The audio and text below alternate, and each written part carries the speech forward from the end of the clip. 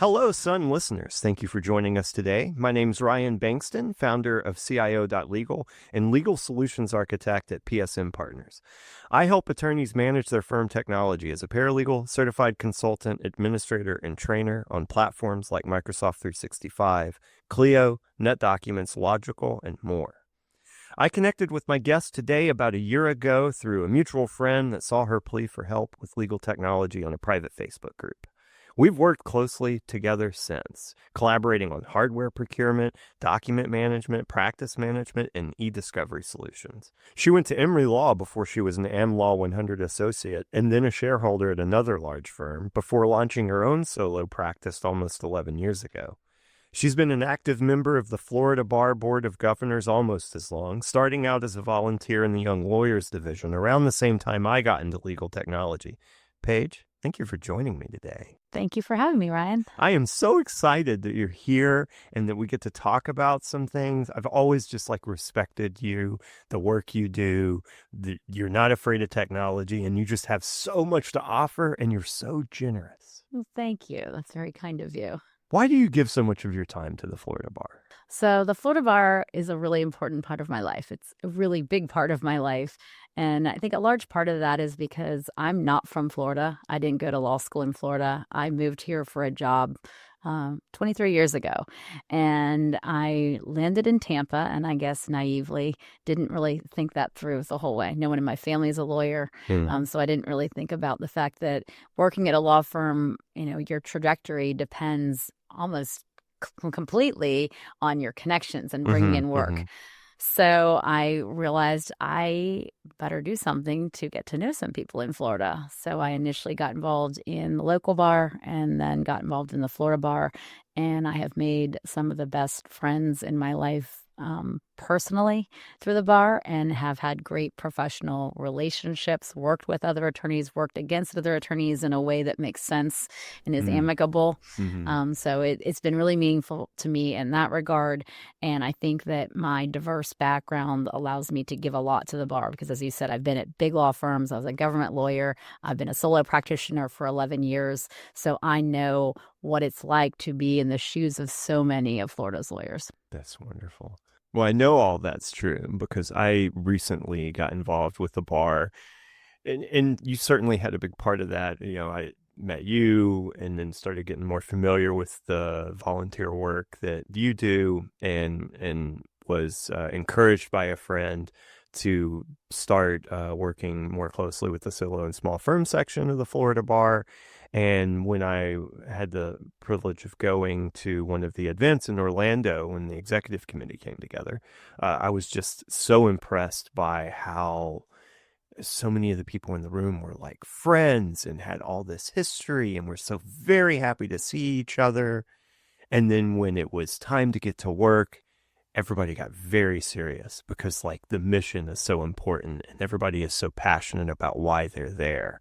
And it's been just so encouraging. So thank you. Well, thank you. It does really provide a good opportunity for you to strike a balance between professional and personal relationships. I met one of the women from the solo and small firm section for a drink last night. She happened to be in town doing some work. And so we caught up last night. So that's awesome. Definitely something that carries through. That is awesome.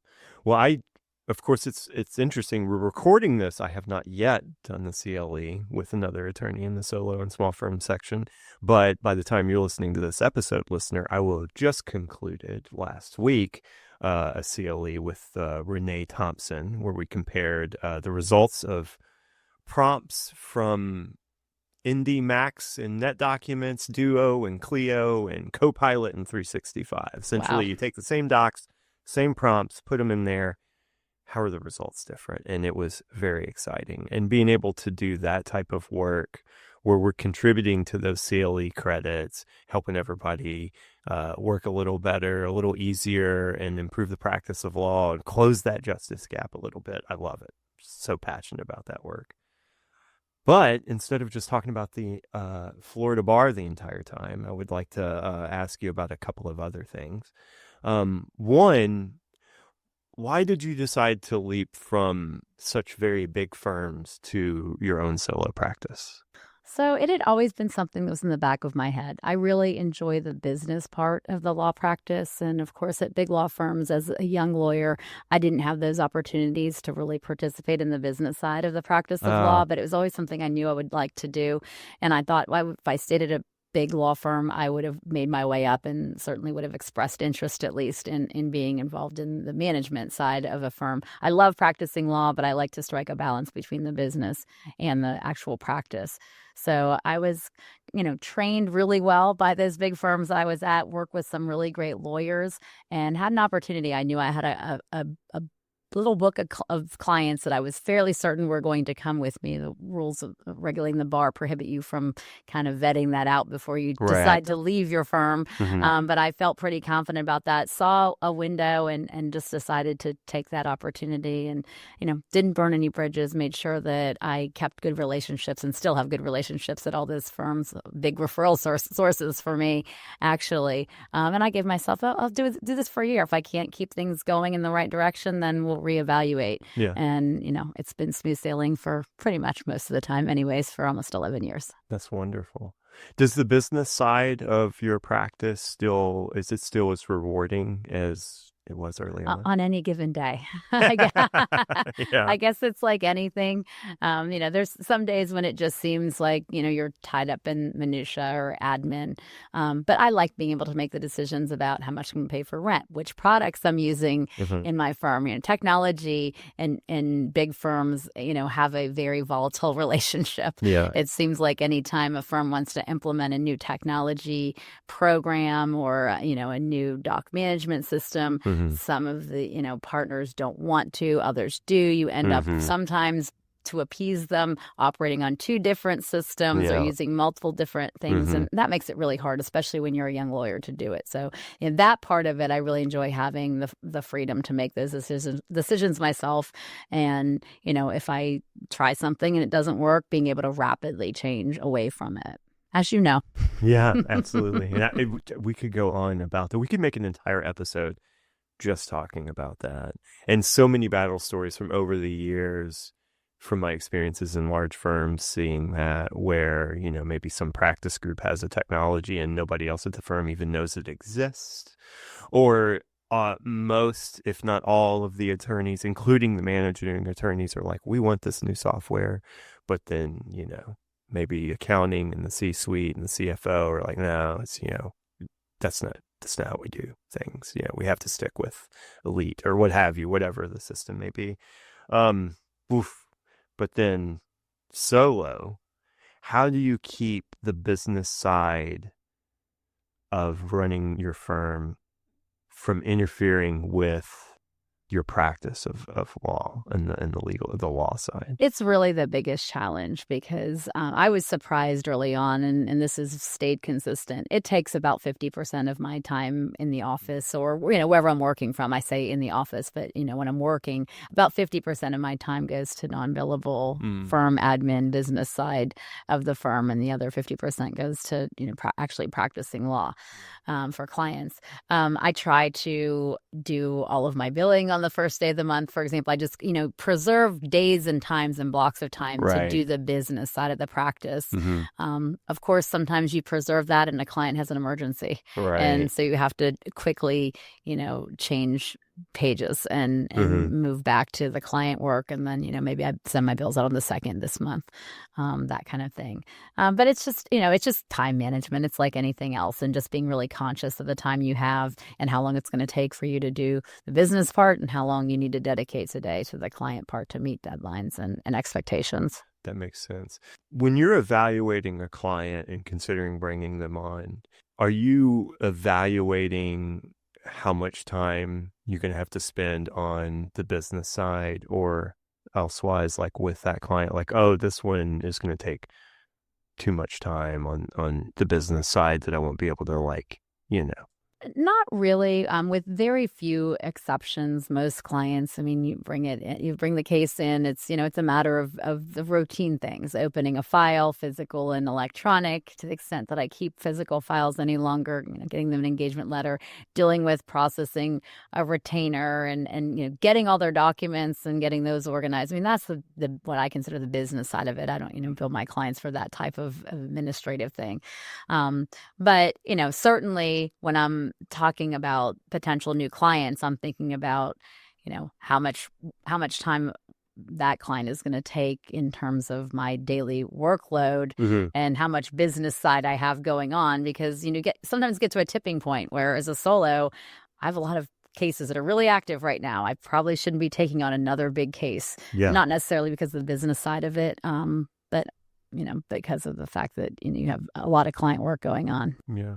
On that, as your solo practice has matured, how have the cases you bring on, how have they changed over the years? I've gotten a lot more picky Oh, about what yeah. I bring in. Yeah, absolutely. I ask a lot more questions on the front end, and not so much. I have clients who say, "Oh, you don't want to take my case because it's a loser." Well, that doesn't make any sense. I mean, I like winning. Everybody likes to win, Mm-hmm. but sometimes people come to you because they have a legal problem or they made a mistake, and they're just trying to mitigate the damages or the fallout from that. Right. And I have no problem saying, if we go to trial, you're probably going to lose, but let's do the best we can to get you either settled or get you the best result we can at trial. So that's not something that I factor in. What I do factor in is clients who are easier to work with, personalities. Sometimes people just don't get along. And I know it's the same for me too. There's clients that I've worked with who've said, this just isn't working out. No offense. It's you. It's not you. It's me, that kind of thing.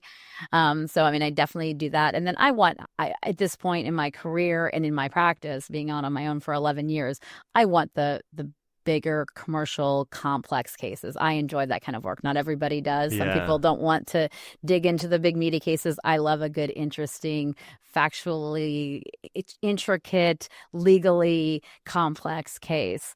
So I prefer those over the, quick turnaround, Yeah. I can identify with that, when it comes to technology challenges, I get same thing. Yeah. The more complicated, it's like, oh, now this is where I actually, Right. it's not just same thing, different day. Right. It's like I Exactly. actually might get to learn something or try something. Yeah, That's absolutely. what keeps me interested in practicing law. That is awesome. When you have a client and it's clear that it's not a fit for whatever reason, it's not working out, it's impacting other work, what have you, how quick are you to make that decision that they need to find more other representation, that you need to withdraw? So because of the nature of my work, I do litigation. Sometimes there's court deadlines that kind of keep me from being able to make that decision as quickly as I would like to, because you can't do anything that's going to jeopardize your client, their case. Right. I know as a professional regulation, we can't make those decisions sometimes as quickly as you want. So I have to look at that. But other than that, if I don't have any impending hearing deadline, any upcoming hearings, any case deadlines, I'll make the decision as quickly as I can, because I'm going to continue working on that file. I'm not going to drop the client hard. I'm going to try to transition them to another firm, give them some other names of people to look at, that type of thing. But, it's like anything. When you realize something isn't working, any kind of relationship in life isn't working, the sooner you get out, the better. Yeah, yeah. And I'm sure you have clients that are happy to hear that, because when you make those decisions, you're protecting your other clients, right? Correct. So a lot of the decision making goes into that consideration. Correct. So. Well, to move to a different topic, I wanted to ask if a practice management system or case management system plays an important role in your solo practice. It does. And I was very hesitant to spend that money early on. And early on, frankly, you don't need it, because you can just use, OneDrive, whatever Dropbox, whatever you're using, you could just use that. But as you know, I transitioned to NetDocs almost a year ago now, I guess. Actually, exactly a year ago, I think. And once you get 11 years of client documents, your file, other opposing parties' production, when you start having that volume of documents, it just becomes untenable to have it outside of a doc management system. So, yeah, certainly. I know a lot of times folks like me that are the legal tech side, and when we talk about document management, we talk about the importance of client matter centricity, having those documents filed in a way where they're, if it's this matter, then these documents are in this location, because when it's all together, it can be hard to sort out and then when you have a reason to sort something out, it takes a lot of time when you can't just like go into that folder or location and pull those documents out. Instead, you have to like figure out which one among the 500 belong in this. So Right. And it becomes even more difficult. It's one thing for me to go in and I know how I name things. I know what nomenclature I use, even if it isn't, formulaic or systematic. But when you try to bring other people in, an assistant, a paralegal, a contract attorney, an associate, whatever it is, or co-counsel, or my IT person, and needs to go find something, and you're like, figure out what I said, what I saved this as. It's not fair, and it is not the most efficient way to work for sure. Yeah. You said when you're starting out, you don't necessarily need these systems. But I think, as your practice, you get more cases, you're collecting more documents, and then you finally make a decision to move into a system like NetDocuments, and maybe you're going from not being client matter centric in your document management to go into client matter centric. That can be a lot of work. Yes. It's a lot of work. It's been a lot of work. Lots of growing pains. It's a lot of work to get the system up and running, get it configured. It's a lot of work to start moving documents in. That takes a lot of time. It can sometimes be very expensive. There's a lot of thought that goes into that design. Then also there's learning new systems, the new work habits, and it takes a lot of time. Do you think that do you think it's taking more time than what you thought it was going to take when you set out on that journey? It's definitely taking more time than I thought it would take. And it's one of those things where I knew a long time before I made the transition that I needed to, and I just kept dragging my feet on it. I didn't have an IT person, so I didn't have any good guidance on how to do that, and I didn't really feel comfortable undertaking that big of a task myself. But yes, it's taking a lot more time than I anticipated or that I had kind of blocked out for it, and, learning the new system. And, I think now I realize that's really what the problem is at Big Law, because the IT departments and management at a firm is listening to 100, 200 attorneys complain about the fact that they now have to learn this new document management system, and it does slow down your practice. Things you used to do in, half an hour might take you an hour to do it, because you're not just going in and attaching the same way. You have to learn the new processes. That being said, in the long run, I think it's going to be a much better result. Yeah. But yeah. Steep learning curve for sure. If there's an attorney listening to our podcast today and they're in a similar situation, where they know they need to modernize their document management, they're considering going client matter centric, kind of organizing their system of record, what advice would you give them based on your experience?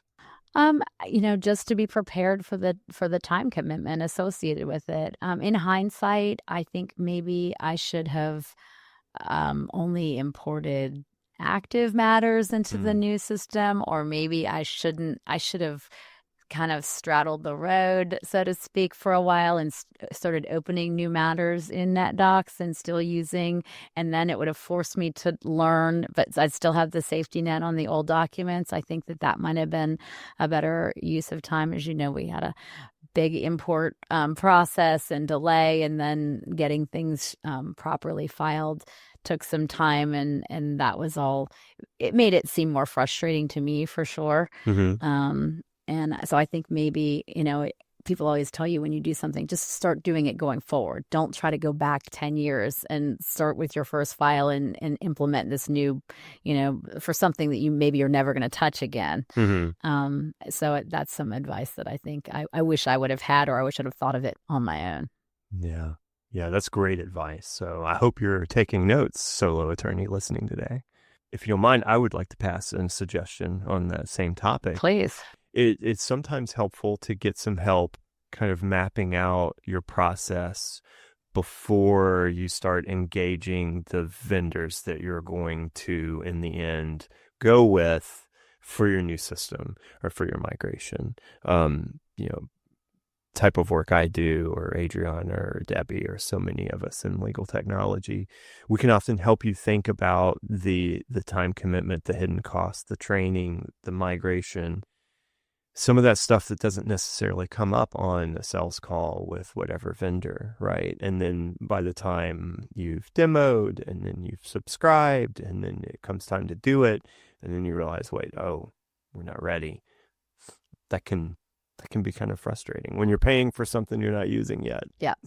Yeah, absolutely. And I learned that lesson the hard way. And, you said a key term, they're salespeople. The people that you talk to on the phone, they're like, this works great. Everything is perfect. It's going to be really easy. It's going to be seamless for you. They're salespeople. Absolutely. And getting an IT person's advice and input in that process would have been helpful. Yeah. These systems, though, and Net Documents, I'll talk about just for a second. I'm a Net Documents partner and certified on Net Documents. There's so much that they can offer you if you're using them for your document storage.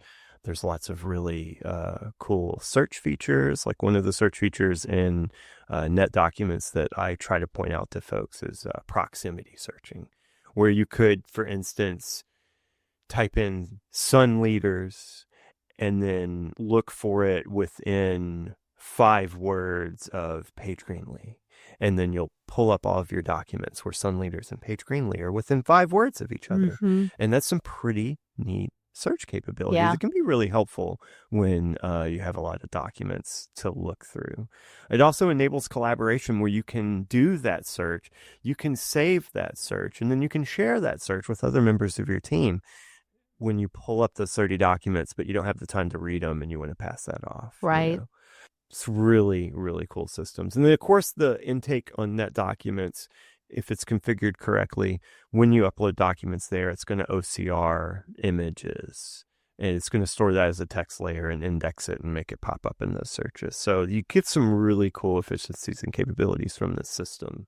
But I would say it is not easy implementing them, getting them designed, getting used to using them. It's going to take a little bit of time. Yes. But I want to talk about another system, if you don't mind talking about Clio for a minute. Sure. So how long have you been using Clio? Since I started. So almost 11 years. Yes. That's awesome. I did all the research, and that by far seemed to be the number one billing system, and that's really what I use it for, is almost exclusively billing, and it's my trust accounting backup, I guess. Yeah. But I've been using Clio for the whole time that Greenlee Law has been open. That's wonderful, and you like it. Absolutely. You're still using it. Yes, So absolutely. like That's awesome. That's awesome. We'll be right back. Hey, business owners, got a blog but no time for a podcast? The Blogcast by Name and Creative transforms your written content into a dynamic, listenable experience without the hassle or high costs of traditional podcasting. Your words, your message, our audio expertise, bringing your brand to life in the podcast world. Turn your blog into a powerful marketing tool today by visiting nameandcreative.com to get started. And we're back. I've enjoyed since we've come together and worked together, and you trusted me enough to look into Clio and give some suggestions, and we kind of discovered some things along the way too, just from the nature of the work. Co-counsel, that seems like that's a little new, the power of co-counsel. Right. Do you want to tell our listeners a little bit about what we've discovered through co-counsel? Yeah, it's a great way to work with contract attorneys. I have attorneys who are not Greenlee Law employees. They come in on specific matters, and we can have them go in and be assigned to a particular matter or given access to a particular matter, and then they can go in and bill their time. Before, I was collecting time and time descriptions and then copying and pasting from an email. And again, it's not the hardest thing in the world to do, but all of our time is valuable. And as a lawyer who bills by the hour, your time is very literally money. Mm-hmm. So I've been able to be a lot more efficient with that, using contract lawyers and getting their time input and billed to the client by using the co-counsel feature. That's awesome. And then when you go generate your bill, their time pops in there, right? You have your approval process, your own little process where you're checking, making sure your time's in, right? Showing up right. And theirs is just showing up right there. Exactly. So it just kind of fits right into your existing process. Exactly. And if I need to run their time for a month, I can, run a report in Clio to pull all of Attorney X's time for the month on a matter, whatever I want to do, which is a great feature too. Yeah, that is awesome. One of my favorite things about co-counsel that we've discovered this past year is we didn't have to pay anything for it. Right. It's just a part of Clio Manage. Shh, don't tell them. It's just They'll sitting charge us. there. It's just sitting there. If you're using Clio Solo Attorney and you're not using co-counsel, spend a little time, test it out. Reach out to me if you want me to show it to you. Reach out to Paige if you want her to share her stories. But it could make your life so much easier if you're working with co-counsel, if you're working with contract attorneys, if you're a contract attorney for another firm that has Clio and they're not using it, you should have them look at it because it would make your life easier. Because, of course, I've always been hesitant to get another license. If I don't need a full license on Clio, why would I pay for a license and it doesn't work? You can't have multiple attorneys assigned to one license. That doesn't work. So the co-counsel feature is a very nice included perk of your monthly subscription fee or annual subscription fee to Clio. That's awesome. Yeah. That's awesome. I feel like that's a big takeaway for folks. Yeah. The things that they may already have access to that they're not using, that they don't have to go and pay for. Because Clio, so many other systems, they come out with something new, it's an upgrade, it's an upcharge. Well, this one's there and it's included. And I have to thank you for that, Ryan, because you advised me about that. I didn't know it was on there. Clio does a lot of things that I don't know what it does. I, use it, like I said, primarily for billing. I'm not using all of its features to their fullest capability for sure, but that's something that you were able to help me with. So I appreciate that. Yeah, absolutely. I use Clio for my own practice, and even though I'm not an attorney, I'm a legal technology specialist that helps attorneys. But I decided to use Clio for my own practice. And since being in, day out, not just taking certification class, helping other people, but actually using it for my work, I've discovered little things here and there. And sometimes it's the little things that make the big difference. Another one that we've talked about a little bit, but we haven't, I feel like, really gotten the full use out of, but we will, is the task management in Clio. Yes. And how the task in Clio groups your time. Where if you create a task and then you go to that task and you add your time to that task, it's like groups your time in that task. It doesn't change how it shows up on the bill, but it does change how you can view it in Clio. So if you want to see how much time you spent on a particular research or document or what have you, one particular task where it's broken up over a couple of days, you have it all grouped. It's all told right there. It makes it very easy. Yeah, Very absolutely. easy. And it's also helpful for me because you can attach reminders to it. Of course, I tend to get a little bit behind and I have to practice the 4Ds almost every single day, which if you're not familiar, the 4Ds are, let's see, the last one's due, and that one's awesome. But you start with, what can I delete? You got your list of items. What do I just not need to do? I'm never going to do it. Doesn't matter if I wrote it down. It could have been cool, but ultimately I'm never going to have the time. It's never going to make an impact I'm just going to delete it. It's not on the list anymore. Then there's defer. What do I just not have to do today? Because I've only got so much time and I'll get to it maybe eventually. And then what can I delegate? What can I hand off to someone else? And then the last D is what you're left with. What am I doing? I have to practice that every day. Because the deadlines, they don't always dictate what I'm actually doing today. Right. Exactly. Sometimes that is other people playing Tetris on my calendar. Have to be flexible. Another technology I was hoping we could talk about is Logical. Sure. You introduced me to this one too. And this is something that even as a young lawyer, I resisted using any kind of discovery management tool like Logical, because I learned how to deal with documents by printing them out, touching them, highlighting them, putting flags on them, putting them into piles, produce, privileged, non-responsive, whatever it was, like all those things, then categorizing them by subject matter related to the litigation, different witnesses, those kinds of things, by literal Post-it notes. And so, then I was at Big Law. We were forced to use different document management systems. And I realized, okay, they have some real, capabilities and create some real efficiencies. And then, I hadn't used a real doc management tool for a number of years until this past year when you introduced me to Logical. And that's pretty amazing. Yeah. It's worth the bang for the buck for sure. And for your clients, it's an easy sell. It's a cost I pass on to my clients, but it's an easy sell for the fee that you pay for Logical, because like you said, instead of me going back to those piles and then creating sub piles or, whatever, you go and you run the searches, or like you said, you can save the searches. You've done this for me. Right. And so it's a great way to electronically manage. And now older, more mature Paige, and with technology making advances too, I feel more confident when I do a search. Oh, yeah. We've got things, or when I put a tag on something that's really going to produce all those documents that I tagged as, hot docs or whatever. Yeah.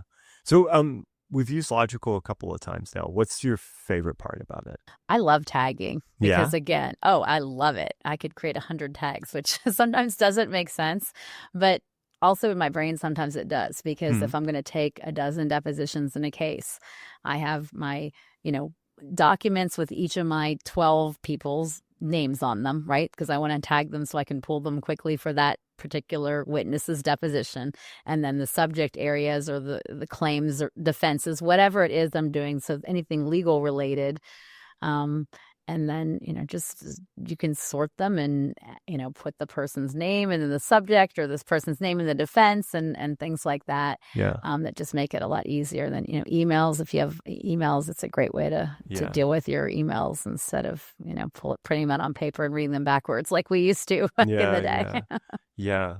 I love how when it's analyzing the data, it applies so many auto tags. So, of course, you can create your own tags. You can manually apply those tags as you're going through review. You can be doing your redactions at the same time. Yes. But those auto tags really help you drill down, where you may have a couple thousand records, pages. But those auto tags can help you focus down to now you're only looking at like 100. Right. Instead of having to go through all couple of thousand and tagging them to then look at the tag that has your 100. Seems like that's a pretty big efficiency gain. Yeah, absolutely. And absolutely. Then the production's coming out looks pretty good too. Right. And then you also have a very good, easy log of what you produced, as opposed to, we used to literally either initially we printed and then we saved them on CDs and then thumb drives, but, documents produced to opposing counsel pursuant in response to the first request to produce and the date they were produced. And so then you would have that in your file, and that's how you knew that was what was produced that day. And now it's like written on a CD. Right. Yeah. And then it's like, well, where's the CD? Oh, boy.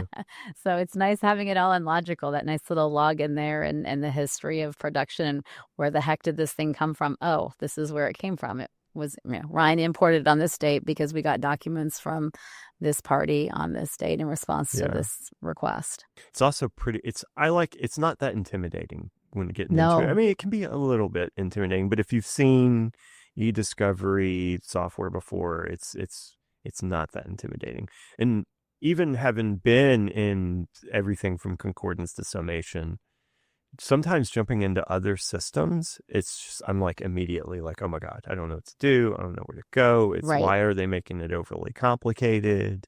But with Logical, I just feel like it's like riding a bike. It's so easy. It's got that, I don't know what they call it, the carousel, I think, but it's very user friendly, and I'm not technologically stupid, but I'm not you either. So I need something that makes sense to me. Yeah. And that was one of my things with concordance back in the day. This is 20 years ago now I'm talking about, so I don't know what it looks like today or if it even exists today. But when I was at Big Law, you would go through and do these tags, and then it was, it's just kind of like you're almost like code, and then you'd have to get a paralegal to actually process, like if you wanted those tags pulled, like I couldn't do it, a paralegal had to do it. And then it was always this, did they really do it right? Are they, did they pull everything I asked them to pull? Is this really did their printer have enough paper? Did the print job that I got, does it have everything? Oh, There's just this level of uncertainty. I'm like, yeah. this is all very easy and I can see what's going on there. Yeah. And, definitely have a comfort level with using it. And then like how it was like different softwares. It's like you used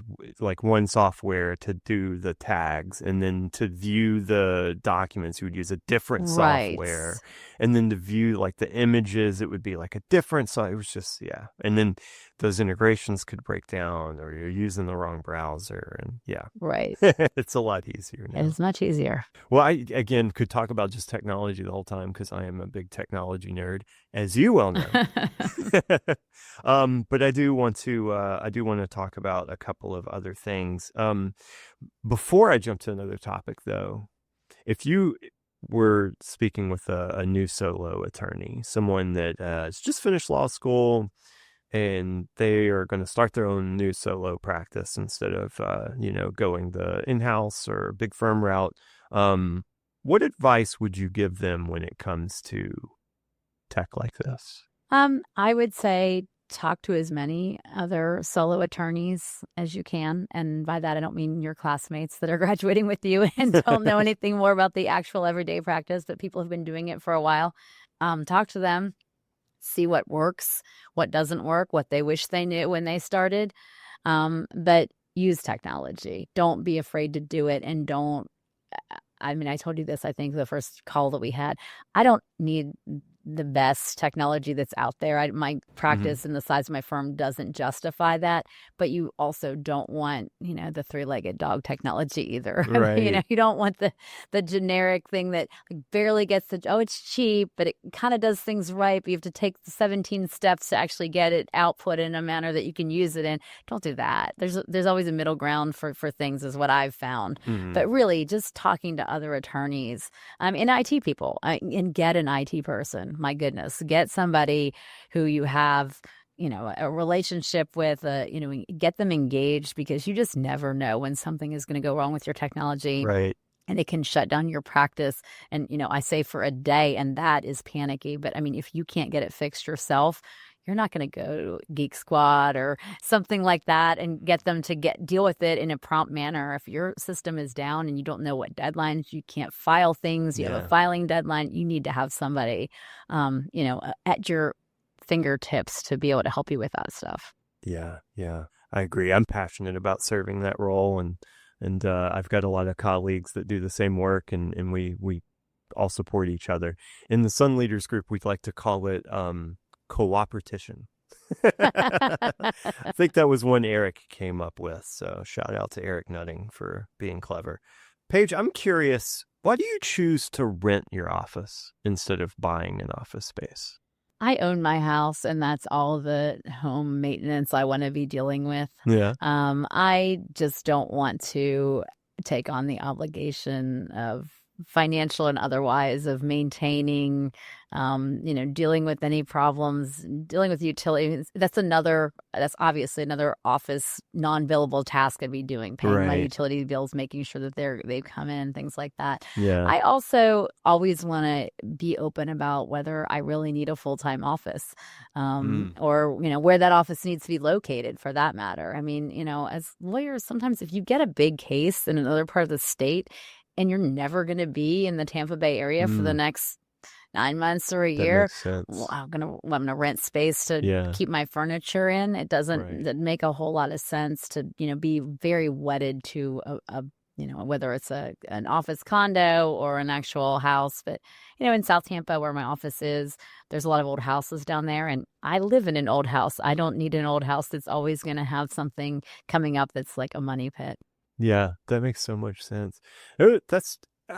Thank you for that answer, because you pointed a couple of things out that I just hadn't thought about before. And I've talked to other people about this before, but I just hadn't considered the time commitment that would just, again, eat into that share of admin time that you're not spending actually, practicing law. And then I hadn't thought enough about the needs of different areas, different practice areas, right? Where, like you said, you might get a case, you're on the other side of the state, but family law maybe has more of a reason to have like that brick and mortar Right. location. Right. You I have know? very few clients come into my office, actually. I mean, they do sometimes, but because of the nature of my work, I've always said I like to go to their office because they have things I need. And if I ask them to bring it to my office, they're probably not going to bring all of those things. And so when I go to their office and I'm like, okay, someone needs to go, I'm not leaving until I have that box of documents that we have to produce that I need to, prosecute or defend this case. I'm in their space where their stuff is, and that makes more sense in most instances for corporate clients Yeah, because yeah. they're in their office. That's where their stuff is. They're not real excited to lug bankers' boxes into mine. So Yeah, no, that makes complete sense. I hardly believe this, but we're already starting to run out of time, Paige. what? We're just I having can't so believe much that. fun. We need Yeah, a part it's two. flying by. It's flying by. Paige, before we run out of time, is there anything coming up that you're excited about? Well, I'm doing a thing, Ryan. Yeah, just a little thing. A little thing. Started in January. I'm running for president of the Florida Bar. Woohoo! Yeah. Vote for Paige. So that's consuming some of my time too. That has to factor into the business side of the law practice and the practicing law. Now I have a third component, which is traveling this lovely large state and speaking to lawyers all around and trying to find out what the bar can do better for them and Yeah. for them to learn what they can about me. What are most folks saying that you think you'll take into this new role and have an impact? So by far, and you'll enjoy this, the Yeah. number one thing that people are concerned about is AI. Oh, It's yeah. the number one thing that people are talking about, and people's viewpoints on that are all over the board. Oh, yeah. Some of them think it's great. It's going to be a tremendous help to the legal industry and in our practice. Younger lawyers are worried about getting phased out because of it. A lot of people completely distrust it, don't want to know anything about it. I think those people are, putting their head in the sand Yeah. and not really recognizing that, it's here to stay. It's, it's the Google of 25 years ago, I think. So that's what folks talk about a lot. A When lot. you're talking to attorneys across the state about running for bar president, they want to talk about AI. They want to talk about what the bar is going to do with AI. Oh, wow. Wow. Well, when you are Florida bar president a year from now, like what focus would you bring into AI, in that role? Because I'm just used to it's always like it's a committee, right? Or a board. It's a group that Right. collaborates and comes up with guidelines. That's right. And the bar has an AI committee that has been in place now for a year and a half, I believe, 18 months, maybe 24 months. So if I'm president, I wouldn't be president until June of 2027. Oh, wow. So I I didn't don't know what we'll realize be that. talking about in terms of Oh, it'll be AI in so June of different by 2027. then. Who knows? Maybe we'll have Wow. all the world's problems with AI solved by then. Gosh. Yeah. But it's too hard to predict at this point Yeah, in terms yeah. of AI what we will be talking Yeah. about I feel at like that we're point. doing a pretty good job of keeping up with it, though, Yeah, right? I agree. I know I we agree. have, we still want to dive into that offer that Reveal is doing where they have their generative AI product that they're making free for everybody through the end of the year because of their mission. And I really want to dive into that and look and see how Absolutely. we might get some efficiency. It's the same company that owns Logical. They own iPro, some of the other names in eDiscovery you may be familiar with, listener. But we've been playing with a lot of really neat tools. Yeah. Like ClearBrief. Right. So, oh boy. Well, I'm excited to help contribute to your preparation thank for you. 2027. Thank you. Playing with some AI tools Yes. and looking at some of the considerations. I mean, there's so many. One of the things I do in my spare time is HDI. I'm a president of a local chapter of HDI, which has to do with service management in the support space of IT. And last year we had an attorney on talking to us about AI and privacy considerations and some of the things that we have to take into consideration when it comes to like call handling and AI listening in on phone calls. And my God, I came away from that like with such respect for just how complicated it is. Right.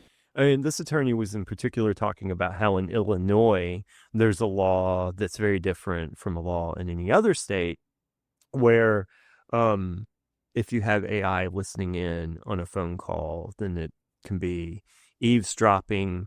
And the way that in Illinois people are supposed to give permission for this is like in actual writing, like in a Oh, handwritten, wow. like wet signature. You can't just be like, this call is being recorded and monitored by AI for quality and training purposes. No, doesn't cut it there because Right. of the compliance. It requires different things. And that's gotten real messy for some folks. Yeah, I guess so. I've been wondering about that from a Florida perspective because, Florida is a two-party recording Right, consent two-party. state.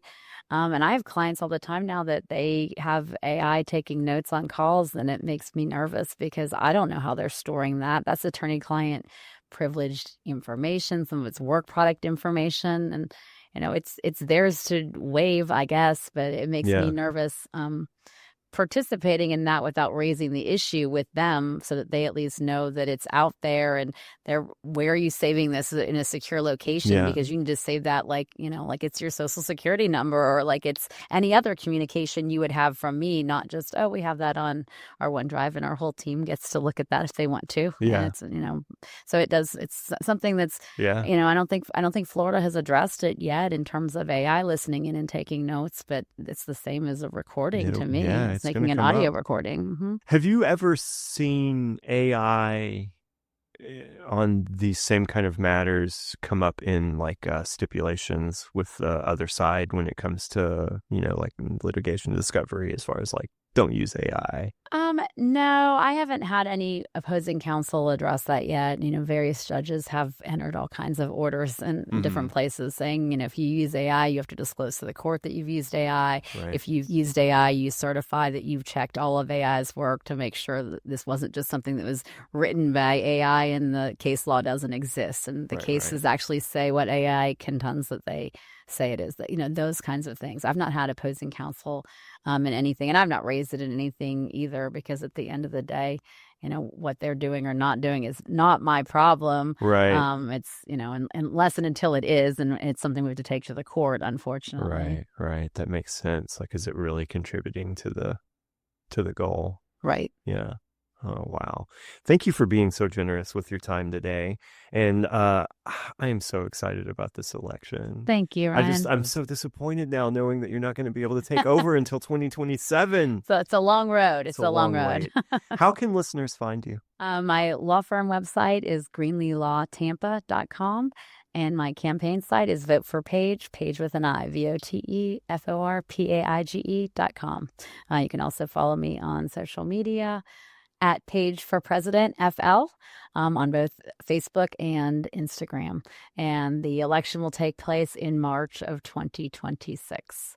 So it's a ways away, not even this year. Oh my gosh, on the you're campaign working trail. so hard.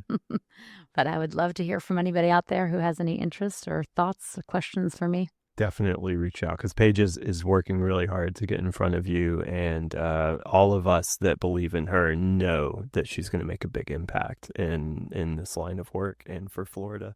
If you want to talk to a tech geek like me, you can find me on my website, CIO.legal. I also have past podcast episodes posted there. You can find me on LinkedIn, Ryan.Bankston, Bankston. Sun Leaders is a co-hosted podcast. There are other hosts of this podcast that talk about different topics: entrepreneurship, community, St. Petersburg centric. You can find other episodes on sunleaderspodcast.com. Our group is sunleaders.org. We do some community outreach and collaborating to build the community here in St. Pete. We also do some business networking workshops on leadership. Come check us out. We meet twice a month, couple Fridays a month. I can't remember which ones, but you can go on the website where we have a calendar and find out. And just about anybody's welcome. We'll let you know if you're not. Come find us. Have a good time. And I hope you have a great day.